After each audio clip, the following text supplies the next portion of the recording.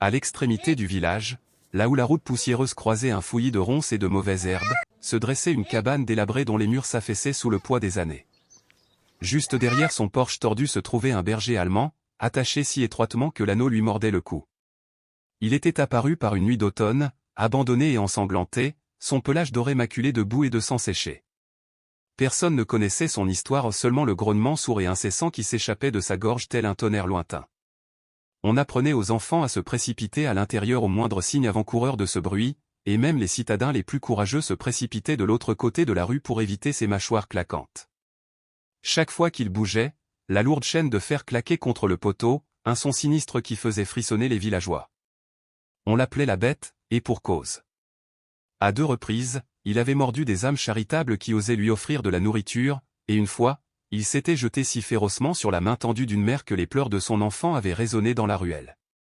Aucune voix apaisante ni aucun geste doux ne parvenait à le calmer, il répondait à chaque approche avec un défi hargneux.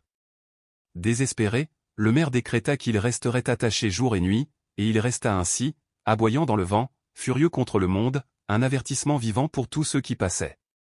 Certains murmuraient qu'il avait été brisé par la cruauté, d'autres affirmaient qu'il était né avec le mal dans le sang. Pourtant, derrière l'éclat de ses yeux fous, enfouis sous des couches de peur et de rage, se cachait une étincelle de quelque chose que personne n'avait pris la peine de chercher. Puis vint un matin pas comme les autres. Une petite silhouette apparut le long du chemin, sa canne blanche tapotant les pierres fissurées avec une douce persistance. Elle s'appelait Liana aux 6 ans, de 12 boucles châtains attachées par des rubans délavés et un sourire rayonnant de chaleur. Elle avait quitté la ville avec son père pour s'installer ici, cherchant le calme après la perte de sa mère. Aveugle de naissance, Liana ne percevait pas l'obscurité comme une absence, elle voyait, à travers les sons et les ombres, les vibrations des pas et la mélodie des voix. Pour elle, le monde était une tapisserie d'échos, et elle accueillait chaque coup de vent avec curiosité plutôt que prudence. Les villageois la regardaient souvent avec pitié ou une solennité gênée, mais Liana ne laissait jamais entendre qu'elle aspirait au secours. Dans son rire éclatant et sa confiance naturelle, elle portait en elle une promesse d'espoir tacite. Cet après-midi-là, Liana suivit un nouveau rythme, l'aboiement pressant d'un chien, pressant et insistant. Guidée par sa cadence, elle s'aventura plus loin qu'aucun enfant n'osait, sa canne claquant avec assurance. L'air devint lourd de chaleur et du parfum de l'herbe d'été, mais elle persévéra, attirée par ce son solitaire. La bête grogna à son approche, muscles contractés, dents découvertes, mais au lieu de reculer, Liana s'immobilisa juste hors de portée de sa chaîne. Elle leva le visage vers le soleil, comme pour parler sans mots, et ouvrit grand les bras, le cœur débordant de quelque chose de plus fort que la peur de la bête. À cet instant, le temps trembla. Les villageois, observant depuis les abords ombragés de leur jardin, retenaient leur souffle. Une enfant aveugle affrontait la fureur d'un chien sauvage avec une tendresse intrépide et, sans l'ombre d'un doute, elle fit les premiers pas vers la réécriture non seulement du destin du chien, mais de l'histoire de leur village tout entier. Le soleil de fin d'après-midi projetait de longues ombres sur le sentier usé du village tandis que Liana approchait de la vieille hutte qui l'abordait. Sa canne frappait le sol poussiéreux à un rythme régulier, chaque écho porté par la brise sèche. De l'obscurité de la porte de la cabane s'éleva un grondement sourd et menaçant, un cœur inquiétant qui avait fait fuir tous les villageois. La plupart auraient fait demi-tour, le cœur battant, mais Liana marqua une pause, elle pencha la tête, comme si elle réglait une radio invisible, et sourit doucement. « Tu es assez bruyant », murmura-t-elle d'une voix douce et curieuse. À ces mots, les rares spectateurs s'immobilisèrent, le souffle coupé entre la peur et la stupeur. Ils observèrent la petite fille aveugle se laisser guider par les sons. Ils tirent sur la chaîne. « Arrêtez-la » crièrent-ils paniqués, mais leurs cris se dissipèrent dans l'air.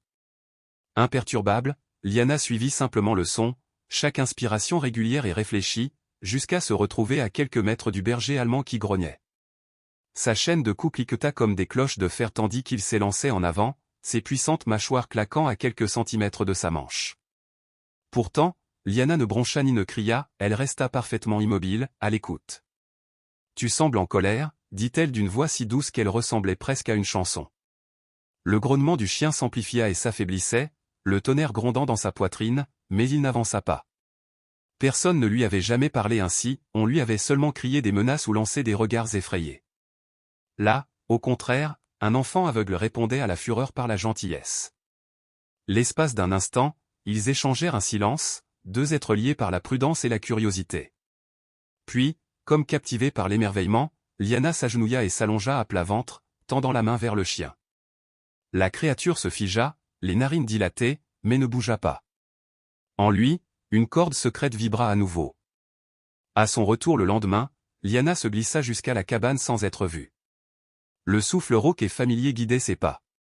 Le berger allemand s'agita, son grognement s'éleva au plus doux cette fois, teinté d'incertitude. Il hésita au bout de la chaîne, partagé entre son instinct et le doux écho de son salut.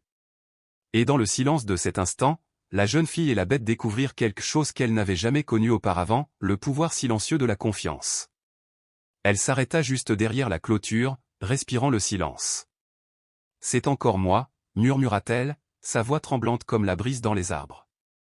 Puis, avec une lenteur méticuleuse, elle fit ce qu'aucun villageois n'avait jamais osé faire. Sa petite main pressa la lourde porte, elle gémit comme une sonnette d'alarme, mais elle ne faiblit pas. Les bras croisés en signe d'invitation, elle entra, le cœur calme et inflexible, les yeux aveugles fixés sur la silhouette devant elle. Prudemment, elle s'agenouilla près de la bête enchaînée. Un frisson d'inquiétude parcourut la foule qui avait suivi ses pas, et des cris de protestation s'élevèrent mais ce moment lui appartenait à elle seule. Doucement, elle entoura de ses bras la poitrine large et tremblante du chien. L'imposante créature se raidit, ses muscles se crispant sous une tension instinctive. Pourtant, ni croc ni aboiement ne suivirent. Il resta figé, telle une statue colossale, prisonnière de l'émotion plutôt que de la force, jusqu'à ce que, d'un seul mouvement tremblant, sa tête bascule sur son épaule. Du plus profond de sa poitrine s'échappa un soupir rauque et douloureux, comme si des années d'angoisse s'étaient déversées dans ce souffle. À cet instant, la jeune fille aveugle toucha les blessures secrètes du chien ou une douleur qui se cachait sous ses grognements et ses chaînes brisées. Et, étonnamment, il s'abandonna à son courage. Le silence engloutit le village. Les mères serraient leurs enfants contre elles, les yeux écarquillés. Les fermiers burinés s'appuyaient sur leurs cannes, la mâchoire détendue d'incrédulité. Personne n'osait bouger en regardant Liana bercer la créature redoutée comme un enfant fragile perdu dans l'obscurité. C'était le même monstre qui s'était jeté sur les intrus, avait arraché les clôtures et terrorisé tous ceux qui se trouvaient à sa portée. Pourtant, il reposait maintenant, immobile, serein, tandis que ses doigts fins traçaient des motifs apaisants sur son pelage rêche. Sa voix, douce et mélodieuse, résonnait parmi les spectateurs en murmures. Tout va bien, semblait-elle chanter, même si personne ne parvenait à la saisir. Il est blessé, souffla quelqu'un, la pitié mêlée d'admiration. Mais personne n'avait de réponse, seulement la profonde vérité qui se dévoilait sous leurs yeux. C'était la preuve que la vue ne permettait pas de comprendre, car la fillette aveugle percevait une douleur plus profonde que toutes celles qu'elle avait connues. Le maire, le visage pâle d'émerveillement, retira sa casquette et baissa la tête. Les parents essuyèrent leurs larmes, émerveillés par la façon dont la peur s'était transformée en tendresse. Dans cet instant silencieux et transformateur, le village lui-même changea non pas parce que le chien avait changé, mais parce qu'une petite fille courageuse osait croire qu'il pouvait le faire. Dès l'instant où Liana s'approcha de lui, elle lui fit une promesse secrète, chaque matin, elle viendrait le voir. Elle baptisa le berger allemand blessé, Ombre, car il devint aussi constant et réconfortant que la silhouette floue qui suit un enfant au soleil. À l'aube, elle se glissait silencieusement dans l'herbe humide de rosée jusqu'au bord de son poteau enchaîné. Au lieu des grognements furieux qu'il lançait autrefois à quiconque osait s'approcher, il l'accueillit d'un gémissement doux et plein d'attente, pas d'aboiement, juste un léger coup de museau chaud contre sa petite main tendue. La tension de son collier avait disparu, Shadow s'installait désormais tranquillement au sol, patient et vigilant, tandis que Liana tissait des fleurs sauvages éclatantes dans les mèches rugueuses de sa fourrure. Elle restait assise à ses côtés pendant des heures, racontant des histoires merveilleuses de châteaux célestes et de papillons parlants ou des récits que seul un cœur d'enfant pouvait évoquer. Derrière les clôtures usées par les intempéries et les volets clos, les villageois observaient avec une fascination silencieuse. Certains gardaient encore leur scepticisme, tandis que d'autres osaient espérer que même une bête, abandonnée et brisée, pourrait réapprendre à faire confiance. Un après-midi, le père de Liana les trouva ensemble et leur demanda « Pourquoi te fait-il confiance ?» Elle leva les yeux vers le regard profond de Shadow, ses petits doigts caressant les bords d'une tresse de marguerite, et répondit avec un sourire « Parce qu'il écoute avec son cœur, tout comme moi. » À cet instant, sa sagesse simple était indéniable, ce que le monde qualifiait de monstre, elle le reconnut comme une âme effrayée en quête d'amour. En retour, le chien autrefois furieux découvrit quelque chose de profond, le calme, la sécurité et la douce pulsation de la paix. Puis vint l'orage.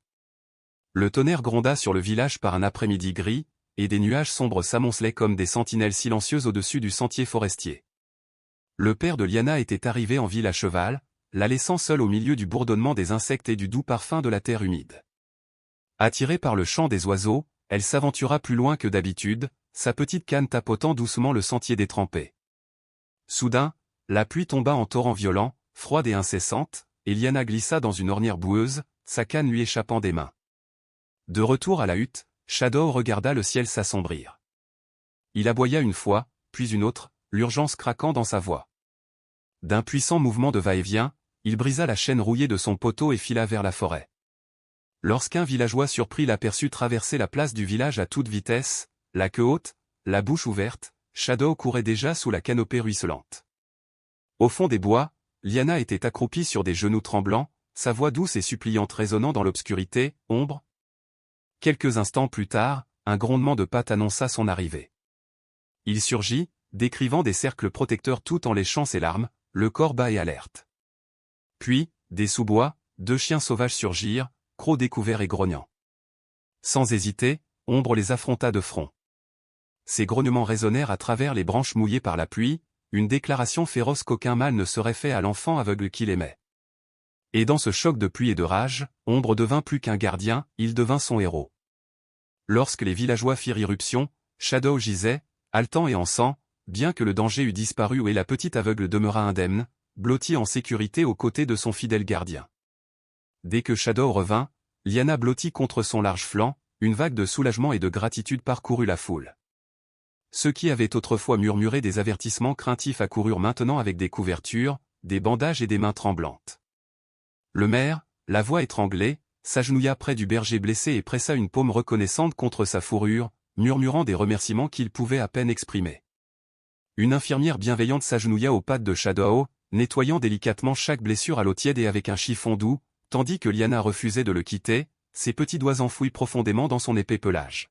« Il m'a sauvé », murmura-t-elle encore et encore, sa voix résonnant tendrement d'une confiance infinie. Dans ce silence empreint d'émerveillement et de respect, le chien, autrefois méprisé comme une bête monstrueuse, devint une créature totalement inattendue, un gardien, un compagnon, un héros. Dès lors, plus aucune chaîne ne le retint.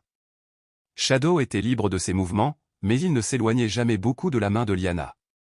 En hommage à sa bravoure, les villageois travaillèrent ensemble à la construction d'un solide abri en bois à côté de la vieille hutte, gravant son nom en lettres majuscules au-dessus de l'entrée. Les enfants gambadaient à ses pieds, lançant des bâtons et faisant rouler des balles, et les anciens qui passaient par là leur offraient de douces caresses et des mots gentils. Les étrangers qui s'aventuraient dans le village étaient accueillis et on leur montrait l'endroit où la jeune fille aveugle avait trouvé une voie dans la loyauté indéfectible de Shadow, et où un chien incompris avait trouvé la rédemption. En racontant leur histoire, les villageois apprirent une leçon durable, parfois, les cœurs les plus craints souffrent seulement pour être entendus, et parfois, des anges marchent parmi nous à 4 pattes. Ensemble, Liana et Shadow leur avaient appris que l'amour vrai et patient pouvait guérir même les blessures les plus anciennes.